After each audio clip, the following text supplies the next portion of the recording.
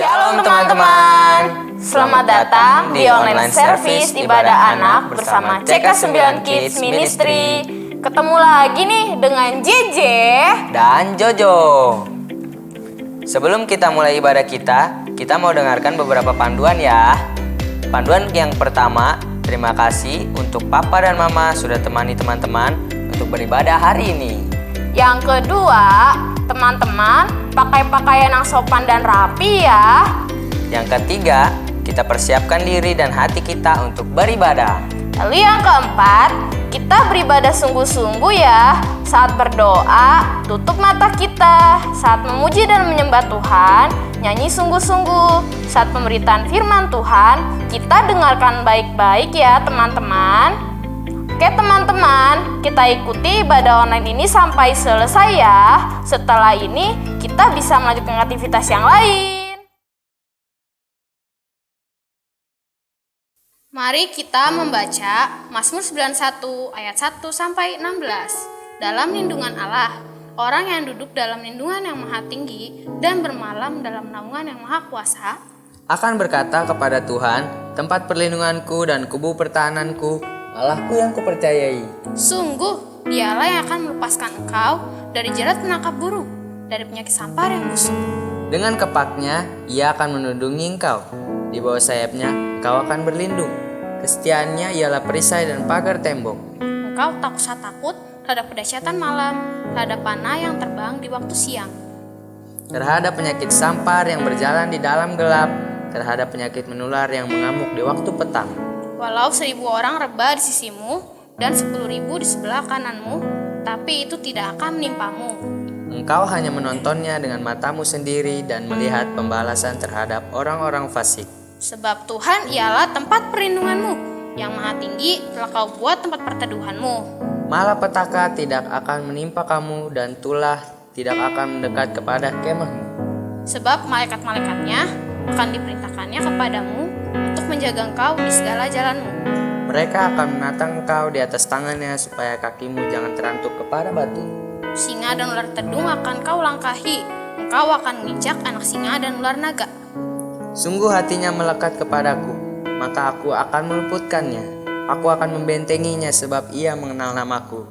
Bila ia berseru kepadaku, aku akan menjawab. Aku akan menyertai dia dalam kesesakan. Aku akan meluputkannya dan memuliakannya.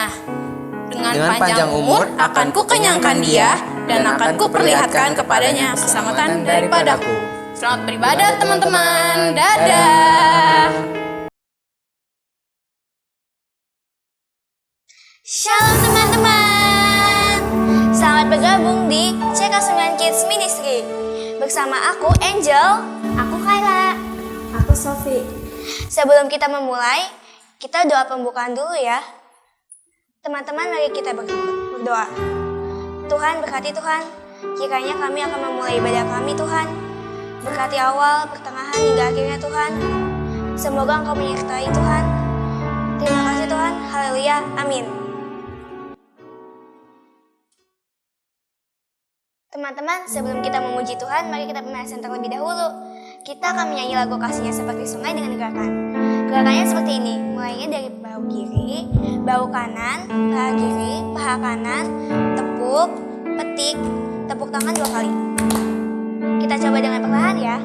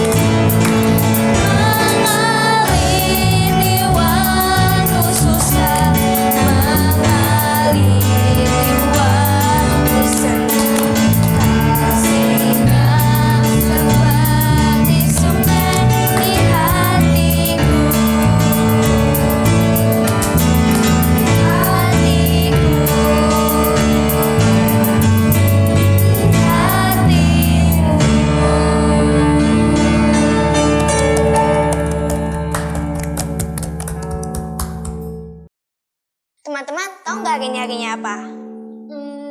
Hari ini tuh harinya Tuhan, teman-teman. Yuk kita nyanyiin lagu hari ini harinya Tuhan.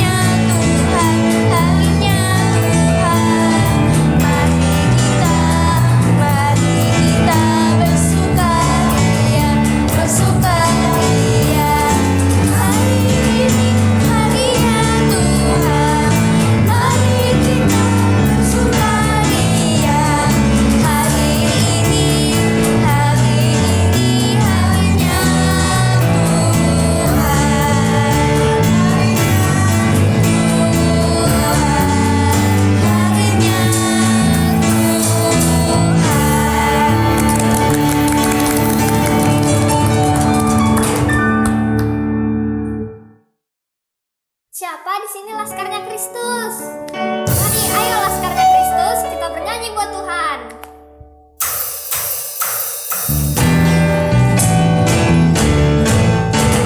Saya bukan pasukan berjalan, pasukan berkuda, pasukan menembak. Saya tidak menembaki musuh, tapi saya laskar Kristus. Saya bukan pasukan berjalan, pasukan berkuda, pasukan menembak. Saya tidak menembaki musuh, tapi saya laskar Kristus. Saya laskar Kristus, Syakrak. Saya laskar Kristus, Syakrak. Saya tidak menembaki musuh, tapi saya laskar Kristus. Saya bukan pasukan berjalan, pasukan berkuda, pasukan menembak. Saya tidak menembaki musuh, tapi saya laskar Kristus. Saya laskar Kristus, Syakrak. Saya laskar Kristus, Syakrak. Saya tidak menembaki musuh, tapi saya laskar Kristus. Tapi saya laskar Kristus. Tapi saya laskar Kristus.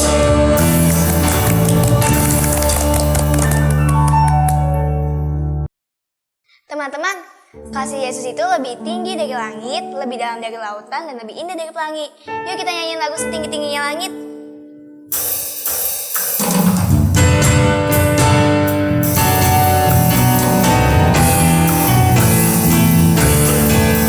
Setinggi-tingginya langit, lebih tinggi kasih Yesusku. Dalam-dalam lautan, lebih dalam kasih Yesusku.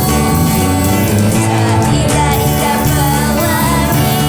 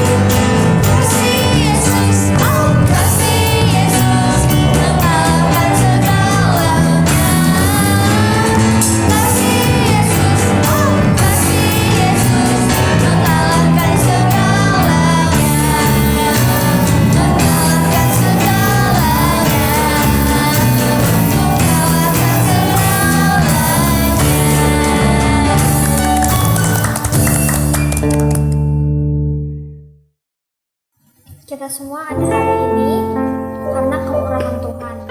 Oleh karena itu, teman-teman, mari kita bersama-sama menyanyi lagu kemurahan Tuhan.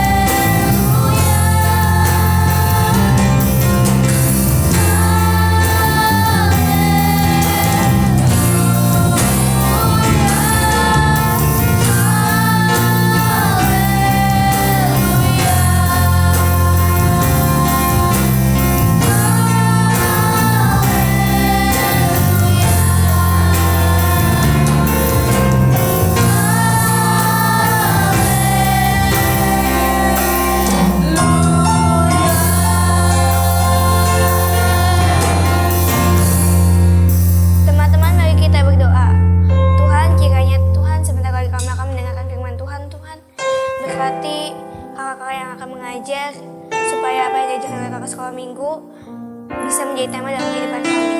Terima kasih Tuhan. Dalam nama Tuhan Yesus, haleluya, amin.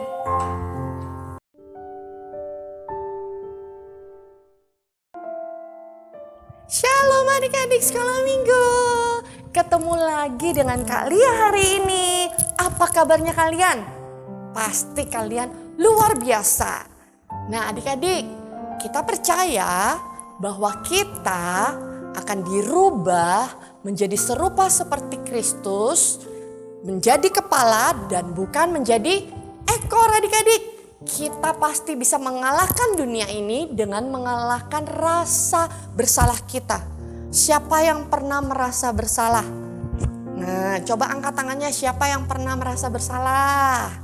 Kalau kalian pernah merasa bersalah, pasti kalian habis melakukan hal-hal yang tidak disukai Tuhan ya. Iya, kalau kalian melakukan dosa atau melakukan hal-hal yang tidak disukai Tuhan, pasti kalian akan merasa bersalah. Contohnya apa? Waktu kalian berbohong. Siapa yang pernah berbohong di sini? Ayo angkat tangannya. Kalian juga pernah loh. Kalian jujur, kalian pernah loh berbohong. Nah, waktu kalian berbohong, kalian itu merasa bersalah. Dalam hati kecil kalian, aduh, kok saya bohong ya? Padahal Tuhan kan gak suka kalau kita berbohong. Nah adik-adik, kita mau belajar dari salah satu tokoh di Alkitab ini. Dia itu pernah melakukan hal-hal yang tidak disenangi Tuhan. Tapi dia mau bertobat. Waktu itu dia belum minta ampun, rasa bersalah itu terus menghantui dia, terus ada dalam dirinya. Tapi saat dia ketemu Tuhan Yesus, dia minta ampun, dia percaya Tuhan pasti ampuni dan rasa bersalah itu hilang. Nah adik-adik, mau kita belajar dari tokoh ini? Yuk sama-sama kita ambil Alkitab kalian. Coba diambil dulu Alkitabnya. Kita buka di Yohanes 21. Di mana? Yohanes 21. Nah, ini cerita tentang murid Tuhan Yesus yang sangat dekat sama Tuhan. Kemana-mana Tuhan pergi, dia selalu ikut dekat dengan Tuhan. Yuk kita sama-sama yuk. Dengarkan ya, semuanya coba posisi duduknya yang manis. Coba telinganya coba dipasang baik-baik. Kita duduk yang manis. Kita fokus, kita dengarkan firman Tuhan. Nah adik-adik, kalian pasti tahu kan cerita waktu Tuhan Yesus mau ditangkap dan Tuhan Yesus itu mau disalib. Nah waktu malam sebelum Tuhan Yesus ditangkap itu, Tuhan Yesus itu sedang berada di Taman Getsemani bersama murid-muridnya. Dan apa yang dilakukan? Dia sedang berdoa dengan murid-muridnya. Di taman mana? Taman Getsemani. Nah, sesudah Tuhan itu berdoa, Tuhan Yesus ditangkap dan kemudian Tuhan Yesus disalibkan adik-adik.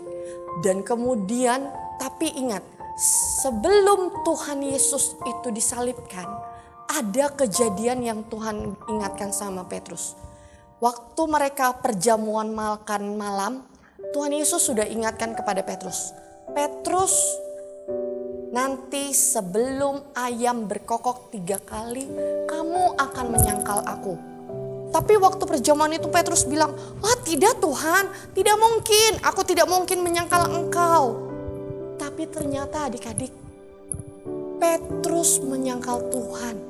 Kalian mau tahu ceritanya? Yuk kita lihat lagi gambar berikutnya. Sesudah Tuhan Yesus ditangkap, Petrus itu diam-diam dia dekat dengan Tuhan Yesus. Tapi dia hanya lihat Tuhan Yesus dari jauh. Dia tidak berani terlalu dekat sekali karena dia takut apa? Dia takut ditangkap juga adik-adik. Tiba-tiba ada seorang hamba perempuan melihat Petrus. Lalu dia berkata, "Hai kamu itu kan yang suka ikut sama Yesus. Kamu itu selalu bareng-bareng bersama-sama dengan Tuhan Yesus." Tapi apa jawabnya Petrus? Petrus berjawab, "Tidak, aku tidak kenal orang itu. Aku tidak tahu apa yang kamu maksud." Ternyata Petrus sudah menyangkal Tuhan Yesus 1 kali. Gak cuma 1 kali. Kemudian setelah itu ada lagi hamba yang lain juga berkata, "Iya benar, kamu itu orang yang suka ikut sama Tuhan Yesus. Kamu suka bareng-bareng sama Tuhan Yesus." Tapi lagi-lagi Petrus jawabnya apa adik-adik? Petrus menjawab, "Tidak, aku tidak kenal dia." Petrus menyangkal Tuhan Yesus kedua kali. Wah, ternyata setelah itu ada lagi orang-orang yang berkata lagi, "Benar-benar kamu itu orang yang bersama Tuhan Yesus. Dari bahasa kamu aja, iya, kamu itu benar orang yang suka dekat dengan Tuhan Yesus." Tapi ketiga kalinya Petrus menyangkal Tuhan Yesus. Dia bilang, "Tidak, aku tidak kenal orang itu." Setelah ketiga kali Petrus menyangkal Tuhan Yesus, berbunyilah ayam berkokok di pagi hari. Kukuryuk. Dan kemudian Petrus ingat,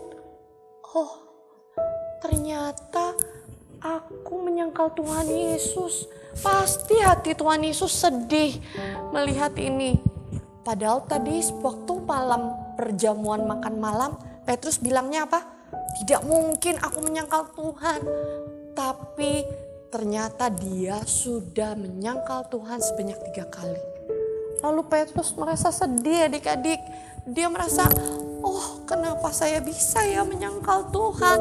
Padahal Tuhan itu Tuhan yang sangat baik sama aku. Tapi kenapa aku menyangkal Tuhan Yesus? Petrus sedih adik-adik. Dia itu merasa bersalah sekali. Kenapa aku sangkal Tuhan Yesus? Tuhan Yesus ditangkap, tapi kok aku gak berani bilang aku kenal Tuhan. Nah adik-adik, kemudian Petrus itu tetap dihantui rasa bersalah. Karena apa? Karena dia sudah membuat hati Tuhan sedih. Nah adik-adik pernah gak merasa bersalah karena kalian melakukan hal yang tidak berkenan sama Tuhan? Pasti pernah kan? Waktu kalian berbohong, pasti hati kecil kalian merasa, aduh aku kok merasa bersalah ya, kok aku gak tenang ya. Waktu kalian misalnya mencontek, kalian merasa damai kah? Pasti tidak. Pasti kalian merasa, kenapa aku nyontek ya? Nah, itu perasaan bersalah terus akan menghantui kalian kalau kalian tidak minta ampun. Nah, begitu juga dengan Petrus. Dia terus dihantui rasa bersalah. Dan sampai akhirnya Tuhan Yesus itu mati di kayu salib. Apalagi setelah Tuhan Yesus mati di kayu salib, Petrus tetap terus dihantui merasa bersalah. Karena dia sudah menyangkal Tuhan Yesus adik-adik. Dan setelah Tuhan Yesus mati dan Tuhan Yesus ternyata bangkit pada hari yang ketiga. Dan Tuhan Yesus menampakkan dirinya ke murid-muridnya. Suatu hari di Danau Tiberias, Petrus dengan teman-temannya, dengan murid-murid Tuhan Yesus yang lain sedang berkumpul. Dan mereka merasa, oh Tuhan udah tidak ada, apalagi yang harus kita lakukan? Lalu Petrus berkata, aku mau kembali menangkap ikan saja seperti dahulu. Lalu teman-temannya juga berkata, oh iya deh, aku juga ikut Petrus, aku juga mau menangkap ikan lagi. Akhirnya Petrus dengan teman-temannya pergi menangkap ikan, menjala ikan. Tapi sudah semalaman mereka mencoba menangkap ikan, tapi tidak dapat satupun adik-adik. Satupun tidak dapat mereka tangkap ikannya. Akhirnya hari sudah mulai pagi dan tiba-tiba ada seorang laki-laki berdiri di tepi pantai. Laki-laki ini berkata kepada Petrus dan teman-temannya, "Hai anak-anak, apakah kalian mempunyai lauk pauk?" Petrus menjawab, "Tidak ada, kami tidak menangkap satu ekor pun ikan." Lalu Tuhan berkata, "Tebarkanlah jalamu ke sebelah kanan, maka kamu akan memperolehnya." Apa yang dilakukan Petrus? Petrus tebarkan jalannya ke sebelah kanan. Tiba-tiba apa yang terjadi adik-adik? Tiba-tiba mereka mendapat ikan yang sangat banyak sekali. Sampai mereka itu susah untuk mengangkatnya.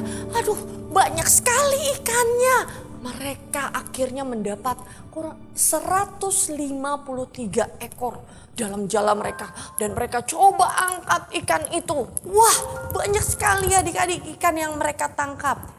Dan akhirnya ada salah satu murid Tuhan Yesus yang sangat dikasihi Tuhan berteriak, "Hah, itu pasti Tuhan!" Wah, Petrus yang tadi dia lagi nangkap ikan, lalu dia langsung pakai bajunya, dia langsung loncat ke danau, dia langsung berjalan ke pantai, dia ingin hampiri Tuhan Yesus. Karena apa adik-adik? Ya dia kangen, dia rindu sekali ingin ketemu sama Tuhan Yesus. Langsung dia jalan itu di danau itu, dia hampiri Tuhan Yesus. Begitu juga dengan murid-murid yang lain. Murid-murid yang lain ternyata juga rindu ketemu sama Tuhan Yesus lagi. Dan sesudah mereka sampai di pantai, mereka makan bersama. Ayo, Tuhan Yesus berkata, mari kita makan bersama. Akhirnya mereka makan bersama dengan Tuhan Yesus. Mereka tidak ada yang bertanya, apakah kamu Tuhan? Karena mereka sudah tahu, inilah Tuhan. Ini Tuhan, dia sudah bangkit adik-adik. Dan kemudian setelah mereka sarapan, Tuhan bertanya kepada Petrus, "Hai Simon, anak Yohanes, apakah engkau mengasihi aku lebih daripada mereka ini?" Petrus berkata, "Benar Tuhan, engkau tahu aku ini mengasihi engkau Tuhan." Lalu Tuhan Yesus berkata, "Gembalakanlah domba-dombaku." Tapi Tuhan bertanya lagi yang kedua kalinya, "Hai Simon, anak Yohanes, apakah engkau mengasihi aku?" Petrus menjawab lagi, "Benar Tuhan, aku benar-benar mengasihi engkau Tuhan." Dan Tuhan menjawab lagi, "Gembalakanlah domba-dombaku." Ternyata Tuhan tanya lagi untuk yang ketiga kalinya, "Hai Simon, anak Yohanes, apakah engkau mengasihi aku?" Petrus sedih. Dia sedih sekali mendengar pertanyaan Tuhan Yesus. Tuhan Yesus itu bertanya sampai 3 kali sama Petrus. Petrus sedih.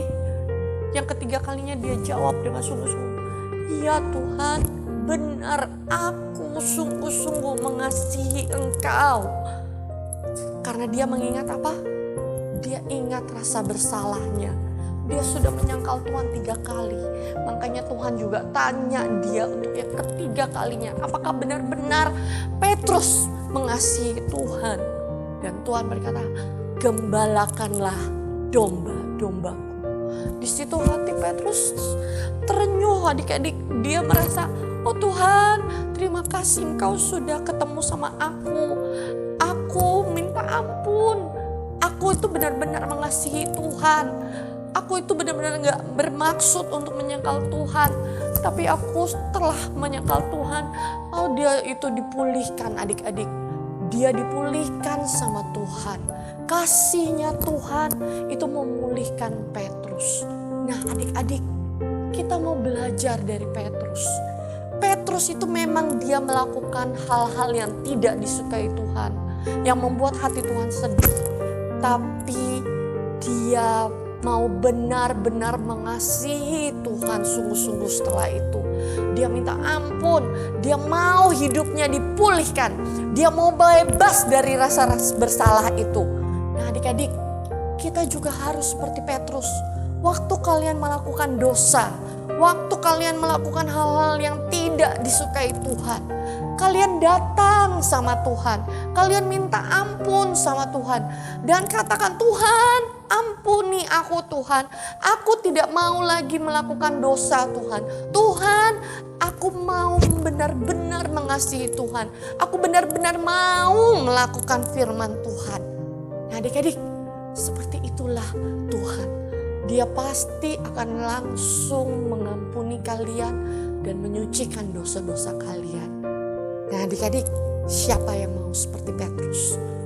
Yang mau hidupnya dipulihkan dari rasa bersalah. Yang hidupnya menang dari rasa bersalah. Coba angkat tangannya. Kak Lia mau lihat siapa yang mau hidupnya bebas dari rasa bersalah. Ya, wah puji Tuhan. Tuhan Yesus pasti senang. Nah adik-adik, saat ini Kak Lia mau ajak kalian berdoa. Ayo sekarang semuanya lipat tangannya, tutup mata kalian dan doa sama Tuhan. "Tuhan, ini aku Tuhan. Tuhan, aku mungkin punya rasa bersalah karena aku melakukan dosa. Aku melakukan hal-hal yang tidak berkenan sama Tuhan. Tapi Tuhan, aku mau belajar dari Petrus Tuhan. Aku mau Tuhan bebas dari rasa bersalah ini Tuhan.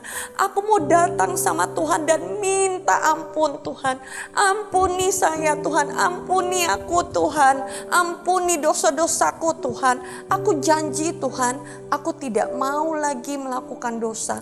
Aku tidak mau lagi melakukan hal-hal yang tidak berkenan sama Tuhan. Terima kasih Tuhan, terima kasih Tuhan. Karena aku sayang sama Tuhan Yesus. Terima kasih Tuhan. Tuhan Yesus baik sama saya. Dan saya juga sayang sama Tuhan Yesus. Terima kasih Tuhan Yesus. Terima kasih buat firman Tuhan hari ini Tuhan. Hidupku sekarang sudah bebas. Hidupku sekarang sudah menang. Karena Tuhan ada di dalamku.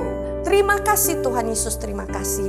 Di dalam nama Tuhan Yesus Kristus kami berdoa dan mengucap syukur.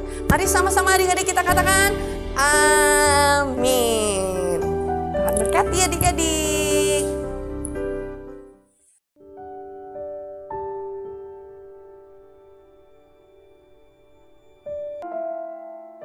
Nah adik-adik, siapa yang tahu kita ini ada di era Pentakosta yang keberapa? Iya betul, kita ada di era Pentakosta ketiga. Apa yang dimaksud dengan Pentakosta ketiga? Yuk kita baca sama-sama ya. Kesatu, pencurahan Roh Kudus yang dahsyat di zaman now. Yang kedua, penuaian jiwa yang terbesar dan terakhir. Yang ketiga, bangkitnya generasi Yeremia, anak-anak muda yang dipenuhi Roh Kudus, cinta mati-matian kepada Tuhan, tidak kompromi terhadap dosa, dan akan bergerak memenangkan jiwa. Yang keempat, dari Indonesia ke bangsa-bangsa. Gerakan ini dari timur ke barat dan akan kembali ke Yerusalem. Dan kelima, kuasa untuk menyelesaikan amanat agung Tuhan Yesus.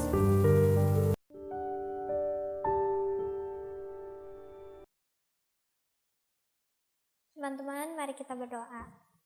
Tuhan Yesus, terima kasih Tuhan atas berkat-Mu. Kami sudah bisa menyelesaikan ibadah kami pada hari ini Tuhan.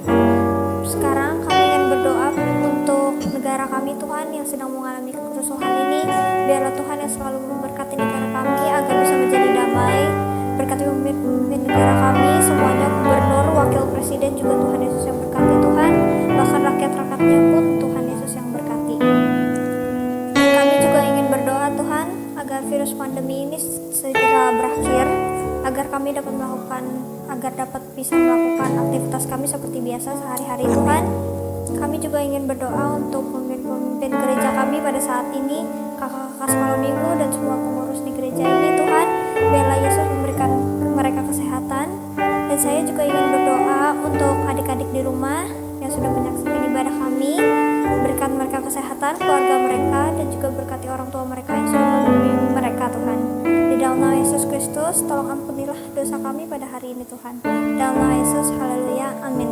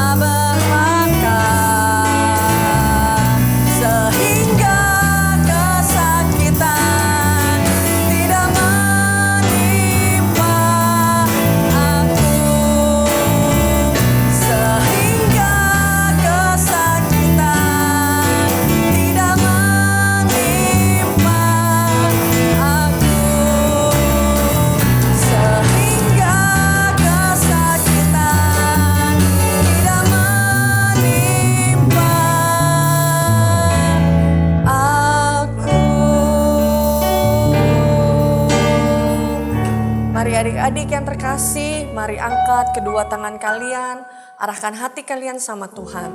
Adik-adik yang terkasih dalam Tuhan Yesus Kristus, hidupmu akan diubahkan menjadi serupa dengan Kristus. Engkau akan terus naik, tidak menjadi turun.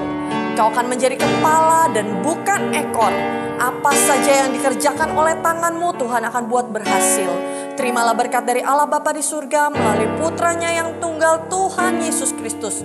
Serta persekutuan Roh Kudus selalu memimpin menghibur adik-adik mulai dari saat ini sampai Tuhan Yesus datang kedua kalinya. Yang sudah terima berkat Tuhan sama-sama katakan Amin. Sampai jumpa minggu depan teman-teman. Jangan lupa untuk like, komen, dan subscribe channel YouTube kita CK9 Ministry. Tuhan Yesus memberkati. Dadah.